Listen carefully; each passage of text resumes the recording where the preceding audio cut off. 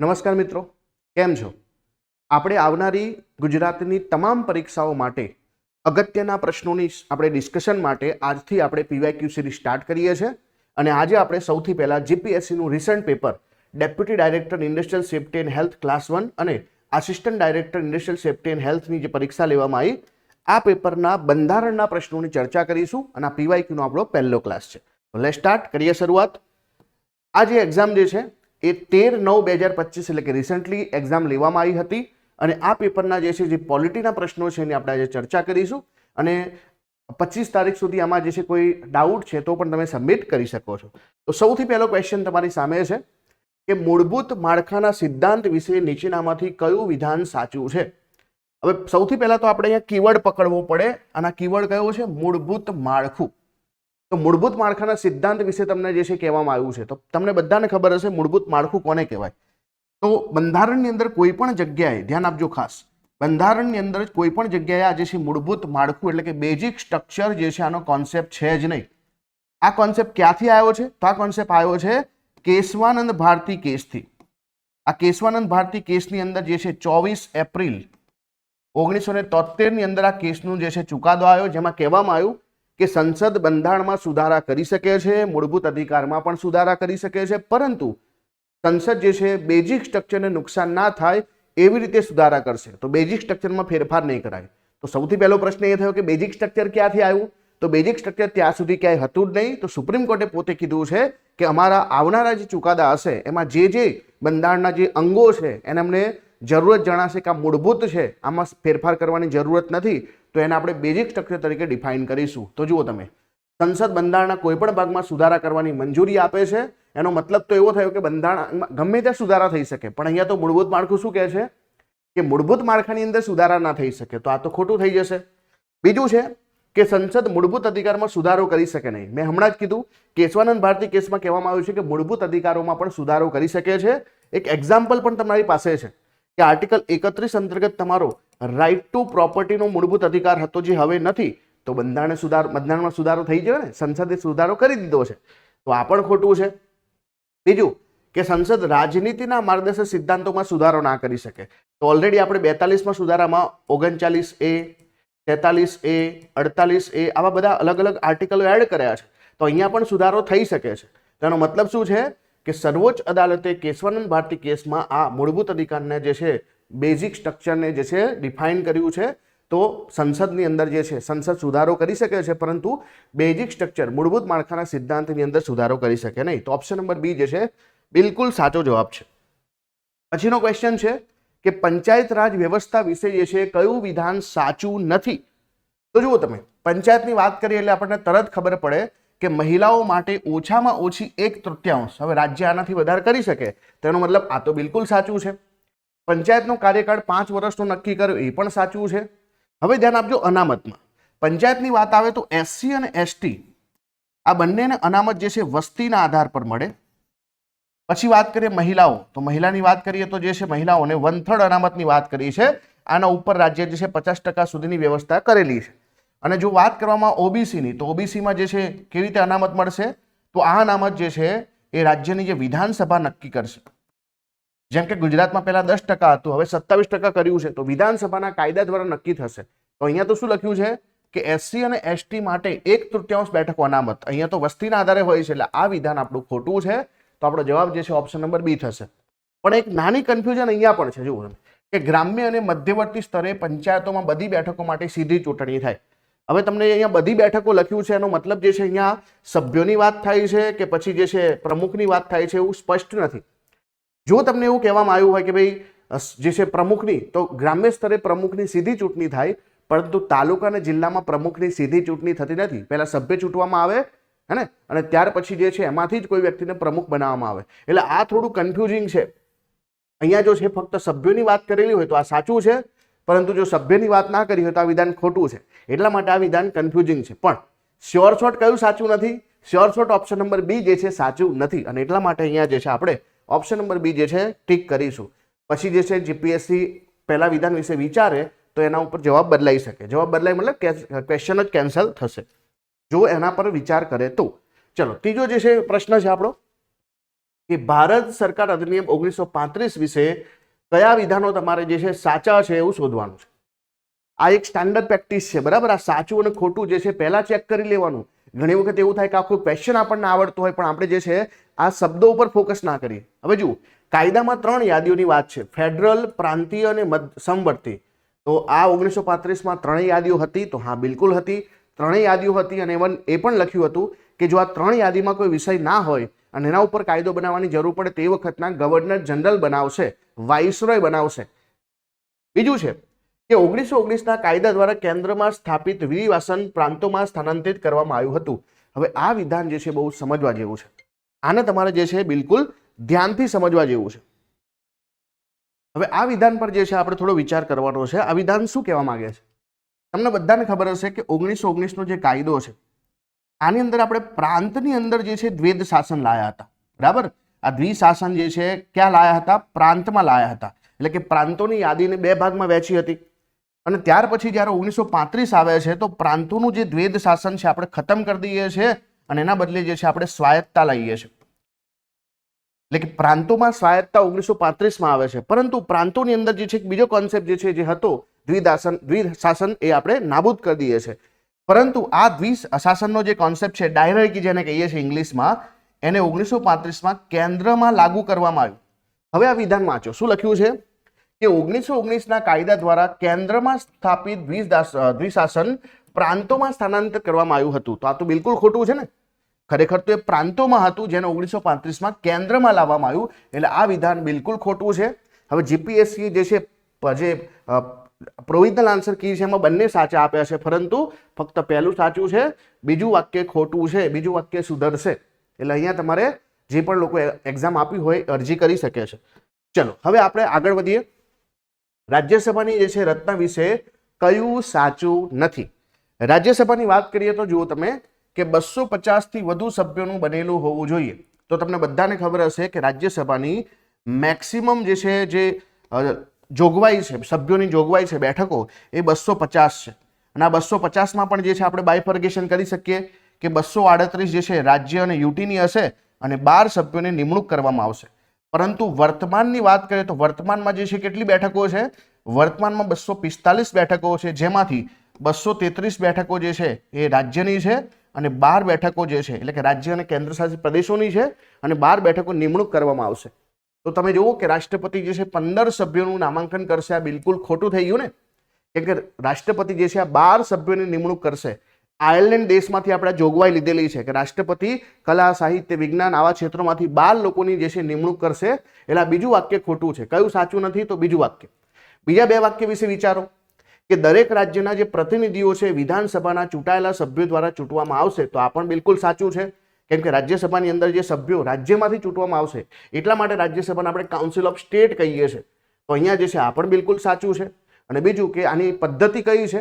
તો રાજ્યસભાના સભ્યોની પસંદગી કરવા માટે ચૂંટણીની રીત જે છે proportional representation and single transferable vote છે. તો સિંગલ ટ્રાન્સફરેબલ વોટ પદ્ધતિથી આપણે અહીંયા પસંદગી કરીએ છીએ. તો બિલકુલ સાચું છે. તમને કોઈ પૂછે કે રાજ્યસભાના સભ્યોનું ઇલેક્શન આપણે કયા દેશમાંથી લીધું છે? તો આ કોન્સેપ્ટ આપણે દક્ષિણ આફ્રિકાથી લીધો છે. ક્યાંથી લીધો છે? દક્ષિણ આફ્રિકા દેશમાંથી લીધેલું છે. તો આ પણ સાચું છે, આ પણ સાચું છે. ઓપ્શન નંબર બી ખોટું છે. ચલો આગળનો ક્વેશ્ચન કે ભારતનું ચૂંટણી પંચ નીચેનામાંથી કઈ ચૂંટણીનું નિરીક્ષણ, નિર્દેશન અને સંચાલન કરે છે? તો સૌથી પહેલો પ્રશ્ન આપણા મગજમાં આવવો જોઈએ કે ભારતનું જે ઇલેક્શન કમિશન છે કેટલા ઇલેક્શન કરાવે? તો સૌથી પહેલા દેશના સર્વોચ્ચ સેનાપતિ તરીકે આપણે જે પ્રેસિડેન્ટ છે તો પ્રેસિડેન્ટનું જે છે ઇલેક્શન કરાવે, એટલે કે રાષ્ટ્રપતિનું ઇલેક્શન કરાવે. પછી જે છે આપણા ઉપરાષ્ટ્રપતિ આવશે, તો આ 2 ઇલેક્શન કરાવશે. સાથે લોકસભા અને રાજ્યસભાના ઇલેક્શન કરાવશે અને રાજ્યની અંદર જે છે વિધાનસભા અને વિધાન પરિષદના ઇલેક્શન કરાવશે. તો ટોટલ 6 ઇલેક્શન જે છે આપણું ઇલેક્શન કમિશન ઓફ ઇન્ડિયા કરાવે છે. તો જુઓ તમે, સંસદ અને રાજ્યની વિધાનસભાના ઇલેક્શન કરાવે છે, તો બિલકુલ સાચું છે. લોકસભાના અધ્યક્ષ અને ઉપાધ્યક્ષના ઇલેક્શન જે છે ઇલેક્શન કમિશન કરાવે છે? ના ભાઈ. રાજ્યની વિધાનસભાના અધ્યક્ષ અને વિધાન પરિષદના અધ્યક્ષ? ના. નગરપાલિકા અને ગ્રામ પંચાયતો માટે આપણે અલગથી જે છે રાજ્ય ચૂંટણી પંચ બનાવ્યું છે. કયું ચૂંટણી પંચ બનાવ્યું છે ભાઈ? રાજ્ય ચૂંટણી પંચ બનાવવામાં આવેલું છે. અને એટલા માટે આ પણ જે છે અહીંયા નહીં આવે. તો ભારતનું ચૂંટણી પંચ જે છે કોના ઇલેક્શન કરાવે છે? સંસદ અને રાજ્યની વિધાનસભાના ઇલેક્શન કરાવે છે. એટલે કે ઓપ્શન નંબર એ જે છે અહીંયા બિલકુલ સાચું છે. નેક્સ્ટ ક્વેશ્ચન તરફ જઈએ છે. નીતિ આયોગના માળખાકીય રચના વિશે જે છે વિધાનો તપાસો. સૌથી પહેલા આપણે વાત કરીએ નીતિ આયોગની.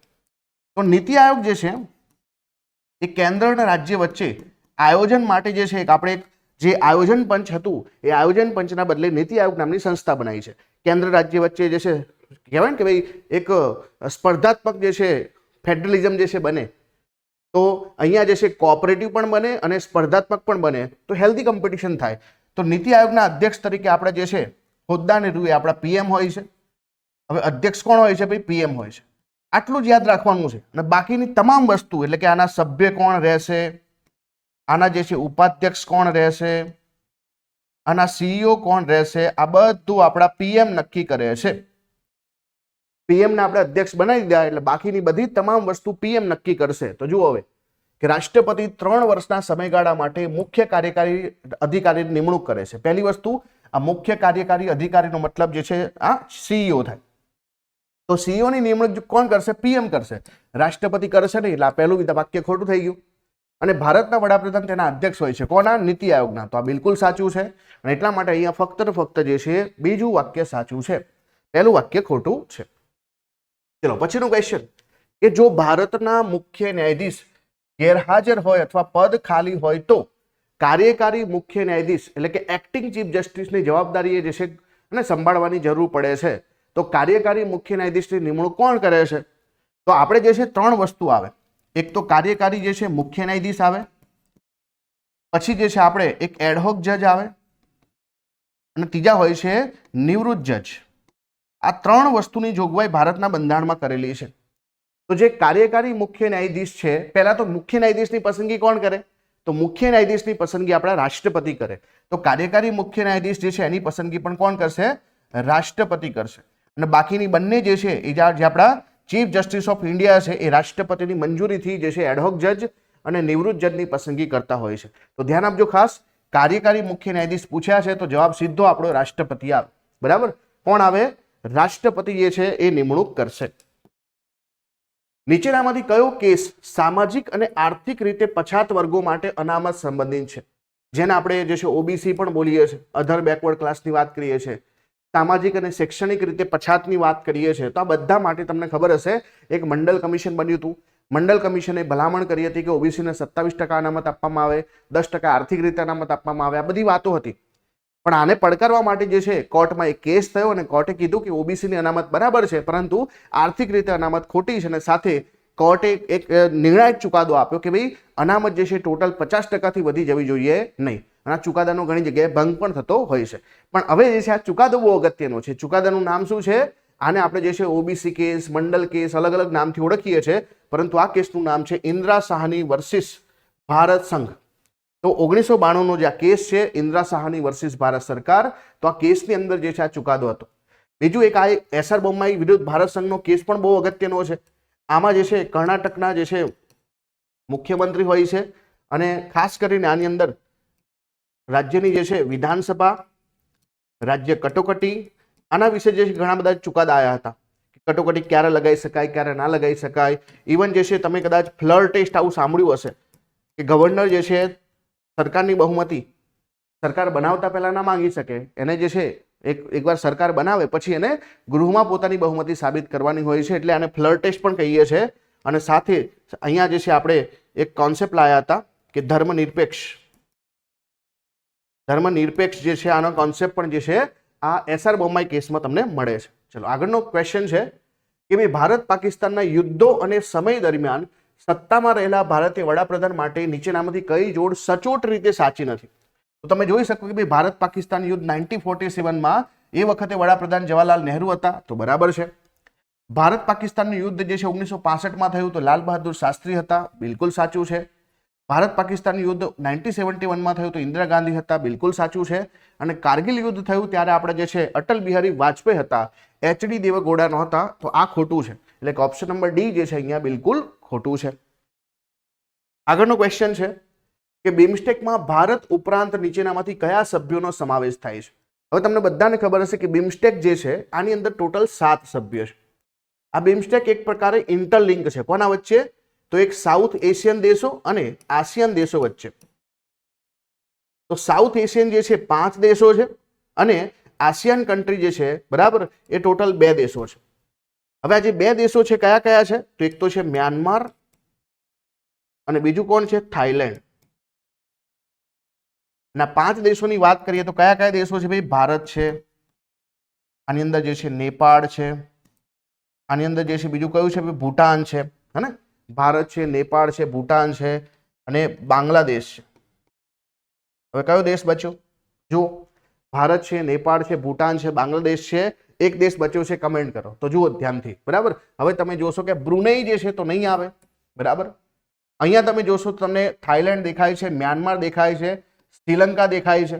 અહીંયા તમે જોશો કે ભૂટાન છે, ભૂટાન તો છે, મલેશિયા નથી તો આ પણ ખોટું થઈ જશે.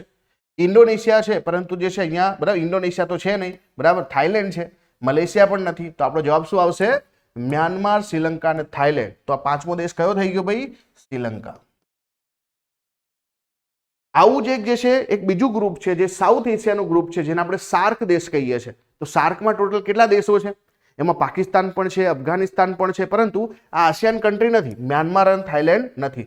ઇવન જે છે સાર્કમાં જે છે કોણ છે બીજો એક દેશ જે ને જે આપણે જ્યાં લોકો ફરવા જાય છે ને માલદીવ્સ, આ માલદીવ્સ પણ એની અંદર છે. શેમાં? સાર્કમાં, બિમસ્ટેકમાં નથી. તો અહીંયા જવાબ શું આવશે?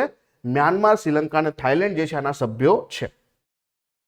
બંધારણની કલમ 32 નીચેનામાંથી કોને મૂળભૂત અધિકારના અંતિમ સંરક્ષક એટલે કે બાંયધરી આપનાર બનાવે છે? એકચ્યુઅલીમાં જે છે બરાબર આર્ટિકલ 32 માટે વોચડોગ તરીકે કામ કોણ કરે છે? એક ગેરંટર પણ છે, ડિફેન્ડર પણ છે, એ રક્ષા પણ કરે છે, ધ્યાન પણ આપે છે. તો મૂળભૂત અધિકારના અંતિમ સંરક્ષક અથવા તો બાંયધરી આપનાર જે છે કોણ છે? તો આપણે આર્ટિકલ 32 પ્રમાણે આપણા મૂળભૂત અધિકારને છે બચાવવા માટે ક્યાં જઈ શકીએ? તો આપણે જે છે જવાનું ક્યાં? તો આપણે જે છે સુપ્રીમ કોર્ટમાં જવાનું. એટલે અહીંયા આન્સર શું આવશે? સર્વોચ્ચ અદાલત. આર્ટિકલ 32 પ્રમાણે તમને ખબર હશે કે અલગ અલગ પ્રકારની જે છે 5 રીટ છે. આ 5 રીટો પણ તમને પૂછાય છે. 5 રીટો કઈ છે? એક તો બંદી પ્રત્યક્ષીકરણ જેને કહીએ છીએ હેબિયસ કોર્પસ, પછી બીજી હોય છે પરમાદેશ એટલે કે મેન્ડામસ, ત્રીજી હોય છે કે જેને આપણે શું કહીએ છીએ? પ્રોહિબિશન એટલે કે પ્રતિષેધ, અને ચોથું હોય છે સર્ટિઓરી, પાંચમી હોય છે ક્યુ વોરંટો. તો આવી રીતે ટોટલ 5 પ્રકારની રીટ છે. ઇવન બંધારણના ઘડવૈયા એવા ડોક્ટર ભીમરાવ આંબેડકરે શું કીધું છે? તો બાબા સાહેબ આંબેડકરે એવું કીધું છે કે આર્ટિકલ 32 બંધારણનો આત્મા અને હૃદય છે, તો એટલો મહત્વનો પાર્ટ છે. ઇવન આ ભાગ નંબર 3 વિશે પણ એવું કહેવામાં આવે છે કે આ ભારતના બંધારણનો બેગના કાંટા છે. તો આ બધા સવાલો વારંવાર પૂછાતા હોય છે. ચલો આગળનો ક્વેશ્ચન છે કે નીચેનામાંથી શાનો મૂળભૂત ફરજોમાં સમાવેશ થાય છે? મૂળભૂત ફરજની વાત આવે એટલે તમને ખબર પડે કે મૂળ બંધારણમાં મૂળભૂત ફરજો હતી નહીં. 45માં સુધારો થાય છે. સરદાર સ્વર્ણસિંહ સમિતિ એ ભલામણથી આપણે બંધારણની અંદર એમણે તો 8 જ ભલામણો કરી હતી, પણ સંસદે ટોટલ 10 ફરજો એડ કરી. ભાગ નંબર 4A આર્ટિકલ 51A અંતર્ગત ટોટલ 10 ફરજો ઉમેરી. પાછળથી આપણે એક સુધારો કરીને એક બીજી ફરજ પણ એડ કરી, તો ટોટલ આપણી પાસે અત્યારે 11 ફરજો છે. તો ફરજોમાં શું આવે? ફરજોમાં શું આવે કે ભાઈ જાહેર સંપત્તિનું રક્ષણ કરવું, હા બિલકુલ સાચું છે. ભારતની એકતા અખંડિતતાનું રક્ષણ કરવું એ પણ સાચું છે. પણ સરકારનું રક્ષણ કરવું આપણી જવાબદારી નથી, ઉલટું સરકાર આપણું રક્ષણ કરશે. બરાબર, તો સરકારનું રક્ષણ કરવું આપણી જવાબદારી નથી. તો સીધી વસ્તુ છે કે પહેલું તો આવશે નહીં, તો આ પણ નહીં આવે, આ પણ નહીં આવે. તો આન્સર જે છે 2 અને 3 આવશે. સરકારનું રક્ષણ કરવું એ આપણી જવાબદારી નથી, આપણી ફરજ નથી. બરાબર, સરકાર તો ઓબ્વિયસલી આપણા રક્ષણ માટે. ચલો આગળ વધીએ છીએ. ભારતના રાષ્ટ્રપતિ તરીકે ચૂંટણીમાં ઉમેદવારી કરવા માટે કઈ લાયકાત સાચી નથી? તો સૌથી પહેલા તમને લાયકાતો ક્લિયર હોવી જોઈએ. લાયકાતો શું છે? ભારતની અંદર જે છે કોઈ પણ જે છે રાજકીય પદ પ્રાપ્ત કરવું હોય તો ભારતીય નાગરિક હોવા જોઈએ. હવે આ નાગરિક કોઈ પણ રીતે બન્યા હોય તો ચાલે. અમેરિકામાં આવું ના ચાલે. અમેરિકામાં ફક્ત જન્મથી નાગરિક હોવા જોઈએ, પણ ભારતમાં જન્મથી, વંશથી, બરાબર, રજિસ્ટ્રેશનથી અથવા તો જે છે કહેવાય ને કે ભાઈ નેચરલાઇઝેશનથી અથવા તો પ્રદેશનો સમાવેશ થવાથી કોઈ પણ રીતે નાગરિક બન્યા હોય તો ચાલે, પણ અહીંયા જે છે ને નાગરિક હોવા જોઈએ. બીજી શરત શું છે કે ભાઈ 35 વર્ષની ઉંમર હોવી જોઈએ. અને ત્રીજી શરત શું છે? બરાબર, ત્રીજી કોઈ શરત છે? તો હા, લોકસભાના સભ્ય બની શકે. બરાબર, લોકસભાના સભ્ય બની શકે એટલી એમની પાસે લાયકાત હોવી જોઈએ. તો જુઓ તમે કે લોકસભાના સભ્ય તરીકે ચૂંટણી માટે લાયક હોવા જોઈએ, બિલકુલ સાચું છે. ભારત સરકાર અથવા કોઈ પણ રાજ્ય હેઠળ કોઈ પણ નફાકારક પદ ધરાવતા એટલે કે ઓફિસ ઓફ પ્રોફિટનો હોદ્દો ના હોવો જોઈએ, એ પણ બિલકુલ સાચું છે. ભારતના નાગરિક હોવા જોઈએ, એ પણ સાચું છે. પરંતુ ઉંમર કેટલી હોવી જોઈએ? 35 વર્ષ. અને જ્યારે પણ ઉંમરનો કોન્સેપ્ટ આવે તો હું હંમેશા શીખવું છું કે ભાઈ શરૂઆત ક્યાંથી થાય? શરૂઆત અહીંયા 21 વર્ષથી થાય. કે પહેલા મતદાનની ઉંમર જે છે 21 વર્ષ હતી, પણ પછી આપણે પાછળથી જે છે અને 61માં સુધારો કર્યો અને એમાં 18 વર્ષ કરી દીધી. પછી જ્યારે તમારે જે છે લોકલ બોડીના ઇલેક્શન લડવા હોય, ગ્રામ પંચાયત, નગરપાલિકા, તાલુકા પંચાયત, જિલ્લા પંચાયત, એટલે કે તમારે કોર્પોરેટર, મેયર જે પણ બનવું હોય ત્યાં ઉંમર તમારી 21 વર્ષ જોઈએ. પછી તમે જે છે MLA બનવું છે, તમારે MP બનવું છે, એટલે કે અહીંયા લોકસભાના સભ્ય બનવું છે, વિધાનસભાના સભ્ય બનવું છે, આમાંથી CM, PM, મંત્રી કંઈ પણ બની શકાય તો ઉંમર 25. પછી તમારે વિધાન પરિષદ અથવા તો રાજ્યસભામાં જવું હોય તો ઉંમર જે છે 30. અને તમારે પછી પ્રેસિડેન્ટ, વાઇસ પ્રેસિડેન્ટ, ગવર્નર બનવું હોય તો ઉંમર તમારી 35 વર્ષ. તો આમાંથી સવાલો આવે તો અહીંયા પણ જે છે જુઓ 40 વર્ષની ઉંમર નહીં, 35 વર્ષની ઉંમર હોવી જોઈએ. તો ઓપ્શન નંબર A જે છે બિલકુલ ખોટું છે. સંઘના હિસાબ અંગે ભારતના CAG એટલે કે કોમ્પ્ટ્રોલર એન્ડ ઓડિટર જનરલના અહેવાલો કોને સુપ્રત કરવામાં આવે છે? હવે ધ્યાન આપજો કે CAG છે ને, આ રાજ્ય અને કેન્દ્ર એટલે કે સંઘ અને રાજ્ય બંને માટે કોમન પદ છે. અને એટલા માટે લખ્યું છે કે સંઘના હિસાબો. તો સંઘના હિસાબો હશે તો CAG રિપોર્ટ કોને સબમિટ કરશે? રાષ્ટ્રપતિને સબમિટ કરશે. અને જો રાજ્યના હિસાબો હશે તો રિપોર્ટ જે છે ગવર્નરને સબમિટ કરવામાં આવશે. તો અહીંયા સંઘના હિસાબો લખ્યું છે, એનો સીધો મતલબ છે કે કોને સબમિટ કરવામાં આવશે? રાષ્ટ્રપતિને સબમિટ કરવામાં આવશે. ચલો આગળનો ક્વેશ્ચન છે, પંચાયત રાજ સંબંધી 73મા બંધારણીય સુધારા અધિનિયમ મુજબ ગામ શું છે તે નક્કી કરવાનો જે છે અધિકાર કોની પાસે છે? તો ગામ જે છે, હવે ગામની વાત આવી તો એ કોણ નક્કી કરશે? સીધી વસ્તુ છે કે ભાઈ આ જે છે રાજ્યપાલ નક્કી કરશે. રાજ્યના જે છે સર્વોચ્ચ વડા કોણ છે? બંધારણીય વડા. તો એ રાજ્યપાલ છે, તો રાજ્યપાલ નક્કી કરશે ગામ કોને કહેવાય. ચલો આગળનો ક્વેશ્ચન છે કે નીચેનામાંથી કઈ પરિસ્થિતિ સુપ્રીમ કોર્ટના મૂળ અધિકાર ક્ષેત્ર હેઠળ આવતી નથી? હવે મૂળ અધિકાર ક્ષેત્ર એટલે કે ઓરિજિનલ જ્યુરિડિક્શનની વાત કરીએ તો મૂળ રીતે સુપ્રીમ કોર્ટની અંદર બે પ્રકારના ઓરિજિનલ જ્યુરિડિક્શન છે. એક તો આર્ટિકલ 131 પ્રમાણે તમને ખબર છે કે કોઈ પણ કેન્દ્ર રાજ્યનો કોઈ પણ ફેડરલ વિવાદ છે, સંઘીય વિવાદ છે, તો સંઘીય વિવાદનું સોલ્યુશન જે છે આર્ટિકલ 131 પ્રમાણે સુપ્રીમ કોર્ટમાં થાય. અને આ કેવું છે? ઓરિજિનલ તો છે પણ સાથે એક્સક્લુઝિવ પણ છે. એટલે કે આ અધિકાર ક્ષેત્ર બીજી કોઈ પણ કોર્ટ પાસે નથી. અને સાથે સાથે જે છે જે રીટ અધિકાર ક્ષેત્ર છે, આ રીટ અધિકાર ક્ષેત્ર પણ એક ઓરિજિનલ જ્યુરિડિક્શન છે, પરંતુ આ એક્સક્લુઝિવ નથી. એનો મતલબ કે હાઈકોર્ટ પાસે પણ આવું જ અધિકાર ક્ષેત્ર છે, પણ ઓરિજિનલ તો છે. તો હવે તમે વિચારો આમાં શું આવશે કે ભાઈ કેન્દ્ર અને રાજ્ય વચ્ચેની વાત હોય, કોઈ પણ વિવાદ થાય, એટલે કે ભારત સરકાર અને એક અથવા વધુ રાજ્યને સંડોવતી બાબત હોય તો આવશે? હા આવશે ને, એને આપણે ફેડરલ વિવાદ જ કહીશું. પછી એક બાજુ ભારત સરકાર અને કોઈ પણ રાજ્ય અને બીજી બાજુ એક અથવા વધુ રાજ્ય હોય તો આ પણ જે છે ફેડરલ વિવાદ કહેવાશે. બે અથવા વધુ રાજ્યોની બાબત હોય કે ભાઈ બે રાજ્યોની જે છે સંડોવતી બાબત હોય તો પણ આવશે. અને બીજું લખ્યું છે કે ભારત સરકારને બીજી બાજુ એક વ્યક્તિગત સંડોવતી બાબતો. તો આ જે છે એક બાજુ સરકાર હોય ને એક બાજુ ઇન્ડિવિજ્યુઅલ હોય તો આ જે છે કોઈ ફેડરલ બાબત કહેવાશે નહીં. એનો સીધો મતલબ છે કે આ બાબત જે છે સુપ્રીમ કોર્ટના મૂળ અધિકાર ક્ષેત્રમાં આવશે નહીં. મૂળ અધિકાર ક્ષેત્રમાં ઓરિજિનલમાં નહીં આવે. એટલે કે ઓપ્શન નંબર D જે છે બિલકુલ સાચો જવાબ છે. આગળ વધીએ છીએ. અરુણા રામચંદ્ર શાનબાગ વિરુદ્ધ ભારત સંઘ અને અન્ય 2011નો કેસ શેના સંબંધી છે? તો ભારતનો જે છે આર્ટિકલ 21 છે, જે તમને જીવન જીવવાનો અધિકાર આપે છે. કેવી રીતે? ગરિમાપૂર્ણ જે છે જીવન જીવવાનો અધિકાર આપે છે. અને હંમેશા ભારતના બંધારણમાં જે છે કેરેક્ટર હોય છે કે ભાઈ દરેક આર્ટિકલ જે છે પોતે એક નેગેટિવ કેરેક્ટર પણ આપે છે. એટલે કે જેમ કે આર્ટિકલ 19માં આપણને બોલવાનો અધિકાર છે, આપણી જે છે રાઇટ ટુ સ્પીચનો અધિકાર છે, તો સાથે મૌન રહેવાનો પણ અધિકાર છે.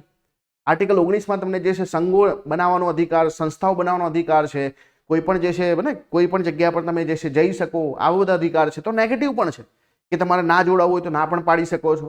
તો એનો મતલબ છે કે હંમેશા નેગેટિવ કેરેક્ટર મળે. તો અહીંયા નેગેટિવ કેરેક્ટર છે કે નહીં? એટલે કે ભાઈ કોઈને જે છે એવું લાગે છે કે હું ગરિમાપૂર્ણ જીવન નથી જીવી શકતો, તો મારે જે છે પોતે મૃત્યુ પ્રાપ્ત કરવાનો અધિકાર છે કે નહીં? નાના વિશે જે છે આ કેસમાં કહેવામાં આવ્યું હતું. અને આની અંદર જ જે છે તમને ખબર પડી હશે કે પોતાની રીતે જ જે છે કોઈ મૃત્યુ માંગે, મૃત્યુને પ્રાપ્ત કરે તો એને આપણે શું કહીએ છીએ? એથુનેશિયા કહીએ છીએ, ઈચ્છા મૃત્યુ કહીએ છીએ. તો આ જે છે પર્ટિક્યુલર તમને ખબર હોવી કે આની અંદર જે છે શેનો પ્રશ્ન છે? ઈચ્છા મૃત્યુનો પ્રશ્ન છે. અને પાછળથી સુપ્રીમ કોર્ટે ચોખ્ખું કહ્યું છે કે ભાઈ એક્ટિવ જે છે ઈચ્છા મૃત્યુ એટલે કે એથુનેશિયા જે છે એને ભારત સરકાર, સુપ્રીમ કોર્ટ બિલકુલ નકારે છે. આ કોઈ વ્યક્તિનો જે છે એક્ટિવ જે છે અધિકાર નથી. હા પેસિવ છે. પેસિવનો મતલબ શું? કે કોઈ પણ મરણ પથારી પર પડ્યો એવો વ્યક્તિ જે ફક્ત ને ફક્ત મેડિકલ ડિવાઇસીસ છે, લાઈફ સપોર્ટ સિસ્ટમથી જીવતો હોય, તો આવા વ્યક્તિને જે છે બરાબર, અને એના માટે પણ એક આખી પ્રક્રિયા નક્કી કરવામાં આવી છે. એવું નહીં કે ડાયરેક્ટ ડોક્ટર જે છે તો એ ડોક્ટર શું કરશે, ફક્ત જે મેડિકલ ડિવાઇસીસ છે, લાઈફ સપોર્ટ સિસ્ટમ છે એને હટાવી દેશે અને એને કુદરત પર છોડી દેશે. તો કુદરતી રીતે જે મૃત્યુ પ્રાપ્ત થાય તો એને પેસિવ કહેવામાં આવે. તો પેસિવને આપણે હા પાડી છે, પરંતુ એક્ટિવને આપણે હા નથી પાડી. એક્ટિવમાં શું હોય કે ભાઈ જેમ કે તમે જોતા હશો ઘણા બધા પશુઓની અંદર ખાસ હોય છે કે પશુ જે છે કણસતું હોય તો જે છે એને કોઈ ઝેરી ઇન્જેક્શન આપીને જે છે એને મૃત્યુ આપી દેવામાં આવે. પણ એવું જે છે અને એ વ્યક્તિઓના કિસ્સામાં, નાગરિકોના કિસ્સામાં થતું નથી. તો એક્ટિવ જે છે આપણે ના પાડી છે. તો આખો પ્રશ્ન શેના વિશે છે? ઈચ્છા મૃત્યુ વિશે છે. નીચેનામાંથી કયો રાષ્ટ્રસંઘનો હેતુ નથી? અહીંયા વાત આવે છે યુએનની. યુએન જે છે યુનાઇટેડ નેશનનો હેતુ શું છે અને શું નથી એવું પૂછ્યું છે. તો પહેલા તો હેતુ શું છે કે ભાઈ આંતરરાષ્ટ્રીય શાંતિ અને સલામતી જાળવવાનો હેતુ છે, પરંતુ આ હેતુ પૂરો થતો નથી. આજકાલ તમે જુઓ કે દુનિયામાં કેટલા યુદ્ધ ચાલી રહ્યા છે. શાંતિ માટેના જોખમોને રોકવા અને દૂર કરવા માટે અસરકારક સામૂહિક પગલાં લેવા, એ પણ બિલકુલ સાચું છે. તમે કદાચ એવું સાંભળ્યું હશે યુએન જે છે પીસ કીપિંગ ફોર્સિસ, તો જે દેશોમાં યુદ્ધ ચાલતા હોય આ છે તે છે તો એ જગ્યા પર જે છે ને આવી ફોર્સ મોકલવામાં આવે અને ભારત એમાં સૌથી વધારે કન્ટ્રીબ્યુટ કરે છે ને પીસ કીપિંગ ફોર્સિસની અંદર.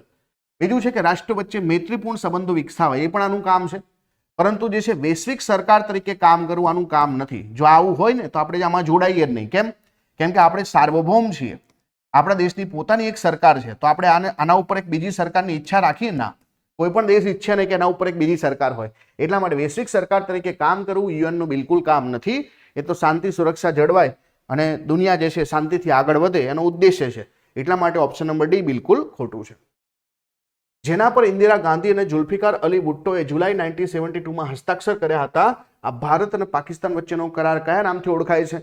ચર્ચામાં હતો ને ઓપરેશન સિંદૂર વખતે આપણે જે છે બે વસ્તુ જે છે ના પાડી છે, બરાબર. મતલબ આ જે છે કદાચ બહુ અગત્યનો છે અને તમે જાણ્યું પણ હશે કે આપણે જે પાણીવાળી જે છે એક ટ્રીટી હતી અને ઇન્ડસ રિવરની ટ્રીટી હતી ભારત પાકિસ્તાનની, અને એક આ છે સિમલા કરાર. તો આ જે છે શું છે ભાઈ? સિમલા કરાર.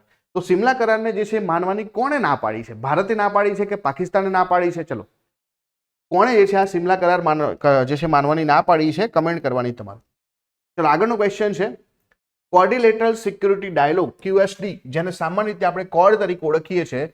તો આ એક અનૌપચારિક વ્યૂહાત્મક ગઠબંધન છે. તો ભારત ઉપરાંત કયા દેશનો સમાવેશ થાય છે? તો જ્યારે આપણે કોર્ડ ગ્રુપની વાત કરીએ તો આમાં 4 દેશો છે. એક તો જે છે ભારત તો છે ને, લખી નાખ્યું છે કે ભારત ઉપરાંત બીજા કયા દેશો છે? તો ભારતની સાથે જે છે અહીંયા પાકિસ્તાન નથી હો ભાઈ, ભારતની સાથે જે છે જાપાન, ત્રીજું છે ભારતની સાથે અમેરિકા અને ચોથું છે ભારતની સાથે ઓસ્ટ્રેલિયા. તો આ 4 દેશોનો સમાવેશ થાય છે. તો ક્યાં છે ભાઈ? યુએસ છે, યુકે નથી. યુએસ છે, ઓસ્ટ્રેલિયા, જાપાન, યસ આ છે.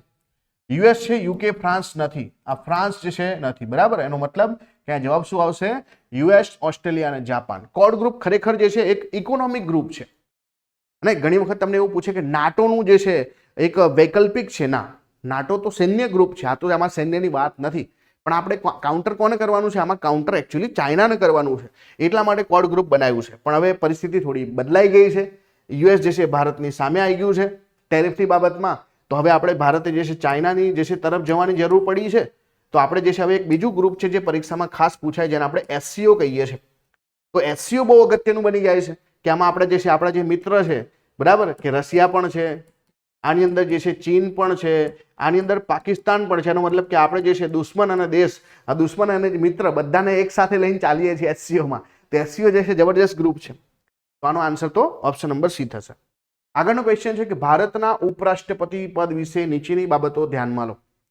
મારો જે છે જે પેડ કોર્સ ચાલે છે એની અંદર હમણાં જે છે અમે રાષ્ટ્રપતિ ઉપરાષ્ટ્રપતિની ચર્ચા કરતા ત્યારે આ બાબત પર બહુ જ ફોકસ કર્યો હતો કે ભાઈ જ્યારે પણ રાષ્ટ્રપતિનું પદ ખાલી પડે તો જે વાઇસ પ્રેસિડેન્ટ જે છે રાષ્ટ્રપતિ બની જાય છે, પરંતુ આ જે પદ ખાલી થયું એને ચૂંટણી કરવા માટે 6 મહિનાની જોગવાઈ છે. પરંતુ જ્યારે ઉપરાષ્ટ્રપતિ પદનું જે છે મતલબ ઉપરાષ્ટ્રપતિનું જે છે પદ ખાલી પડે છે તો એ પદ કેટલા સમયમાં ભરાશે એના માટે જોગવાઈ જે છે શું લખ્યું છે? જેટલું બને એ તરત્વે જે છે ભરાવી જોઈએ. એટલે જેવું બને એટલું જલ્દી, પણ સમયગાળો જે છે લખવામાં નથી આવ્યો. તો બસ એ જ પૂછાયું જુઓ કે જ્યારે ઉપરાષ્ટ્રપતિનું પદ ખાલી હોય તો જગ્યા ભરવા માટે 6 મહિનાની અંદર ચૂંટણી થવી જોઈએ, આવું કોઈ જગ્યાએ લખેલું નથી.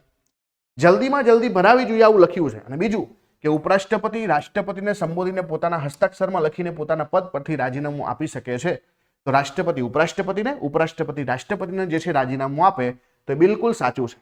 અને અહીંયા આપણે એક સિનારીઓની પણ ચર્ચા કરી હતી કે ક્યારેક રાષ્ટ્રપતિનું પદ ખાલી છે, ઉપરાષ્ટ્રપતિ પોતે રાષ્ટ્રપતિના પદ પર બેઠા છે. હવે ક્યારેક એવી સિચ્યુએશન આવે કે જે ઉપરાષ્ટ્રપતિ છે એમને રાષ્ટ્રપતિના ઇલેક્શન લડવા છે, તો એમને ઉપરાષ્ટ્રપતિના પદ પરથી રાજીનામું આપવું પડે. તો રાજીનામું આપશે કોને? રાષ્ટ્રપતિનું પદ તો એ પોતે બેઠા છે, એ પદ તો ખાલી છે. તો ત્યારે જે છે આપણે જવાબ લખ્યો હતો કે ભાઈ આમાં શું આવે, આમાં એમણે જે છે રાષ્ટ્રપતિના પદને ઉદ્દેશીને જે છે રાજીનામું લખવાનું હોય એમની ઓફિસમાં, એટલે કે જ્યારે પોતે રાષ્ટ્રપતિ બની જશે ત્યારે એને મંજૂર કરશે, હે ને. તો આવો જે છે સિનારીઓ આપણે વિચાર્યો હતો. તો આની અંદર જે છે આન્સર શું આવશે કે પહેલું સાચું નથી, બીજું સાચું છે. રાજ્યપાલ દ્વારા નાણાં બિલ પુનઃ વિચારણા માટે, એટલે કે રાજ્યપાલની સત્તા વિશે સરસ મજાનો સવાલ પૂછાયો છે. પહેલું તો અહીંયા એક કીવર્ડ છે નાણાં બિલ. અને નાણાં બિલની બાબતમાં આપણે શું જાણીએ છીએ કે જ્યારે રાજ્યપાલ પાસે જાય કે પછી કેન્દ્રનું બિલ હોય રાષ્ટ્રપતિ પાસે જાય, આની એક ખાસિયત એ છે કે આમાં તમે જે છે સસ્પેન્સિવ વીટો યુઝ કરી શકતા નથી. એટલે કે આમાં જે છે બિલને તમે પરત કરી શકતા નથી. તો નાણાં બિલમાં જે છે પુનઃ વિચાર માટે રાજ્ય વિધાનસભામાં પરત કરી શકાય, આ ખોટું છે. બીજા બિલો પાછા મોકલી શકાય, પરંતુ આ બિલો પાછા મોકલી શકાય નહીં. બીજું કે જ્યારે બંધારણીય સુધારા વિધેયક હોય તો આ જે છે રાજ્યપાલ પાસે તો આવશે નહીં, આ તો કેન્દ્રનું બિલ હોય એટલે રાષ્ટ્રપતિ પાસે આવે. તો આમાં જે છે રાષ્ટ્રપતિ નો વીટો આને મંજૂરી આપવી જ પડે, આમાં કોઈ વીટો પાવર આવશે નહીં. રાજ્યપાલ મૃત્યુદંડ માફ કરી શકે છે, તો તમને બધાને ખબર હશે કે રાજ્યપાલ જે છે મૃત્યુદંડને સંપૂર્ણ માફ કરી શકતા નથી, તો આ ખોટું આવશે. બરાબર, મૃત્યુદંડને જે છે અહીંયા લખવું જોઈએ તો સંપૂર્ણ માફ. હા, એ જે છે સજાનું સ્વરૂપ બદલી શકે. સજાનું સ્વરૂપનો મતલબ શું કે એને જે છે બરાબર બીજી કોઈ હળવી સજામાં જે છે રૂપાંતરણ કરી શકે છે, પણ અહીંયા જે છે માફી આપી શકે નહીં. તો સંપૂર્ણ માફી ના આપી શકાય, એટલે કે એક પણ સાચું નથી. પરત પણ ના કરી શકાય અને જે છે માફ પણ ના કરી શકાય, એટલે બંને ખોટા છે. ભારતના એકીકૃત ભંડોળમાંથી રાજ્યોના મહેસૂલની સહાય માટે ગ્રાન્ટને નિયંત્રિત કરવાના સિદ્ધાંતોની ભલામણ કોણ કરે છે? તો જો આપણી પાસે એક જે છે સરકારની મોટી થિયોરી છે જેને આપણે CFI કહીએ છીએ, કોન્સોલિડેટેડ ફંડ ઓફ ઇન્ડિયા.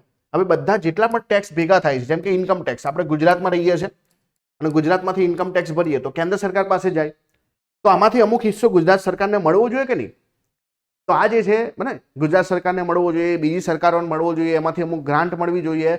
આ બધું જે છે કોને કેટલી ગ્રાન્ટ આપવી, કેટલો હિસ્સો આપવો, સૌથી પહેલા તો આ જે CFI માંથી કેટલા કેન્દ્ર પાસે રહેશે, કેટલા રાજ્ય પાસે રહેશે, રાજ્યોને પણ જે છે કયા રાજ્યને કેટલા પૈસા મળશે, આ બધું ફાળવણી જે છે કોની ભલામણથી થાય છે? કરશે તો સરકાર જ, પણ કોની ભલામણથી કરશે? એ ભલામણ આપવાનું કામ જે છે ભારતનું નાણાં પંચનું છે. બરાબર, અહીંયા કન્ફ્યુઝિંગ જે છે ઓપ્શન છે આયોજન પંચ, GST કાઉન્સિલ, પણ જે છે ખરેખર જે છે આ CFI ની વાત આવે તો ભારતનું નાણાં પંચ આવે. હા, GST શેના માટે આવે?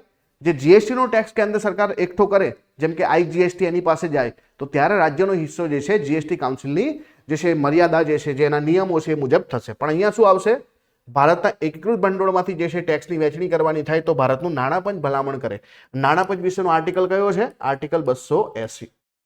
આર્ટિકલ 280 પ્રમાણે ભારતનું નાણાં પંચ કામ કરે છે.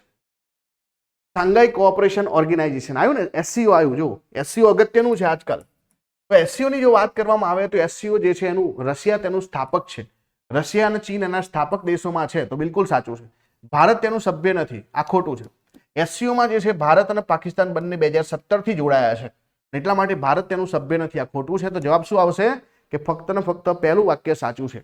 તો રશિયા અને ચીન જે છે એના તો સ્થાપક સભ્યમાંના છે, એટલા માટે અહીંયા ફક્ત પહેલું વાક્ય સાચું આવશે. તો આ રીતે આપણું જે છે આજનું પેપર જે છે પૂરું થાય છે.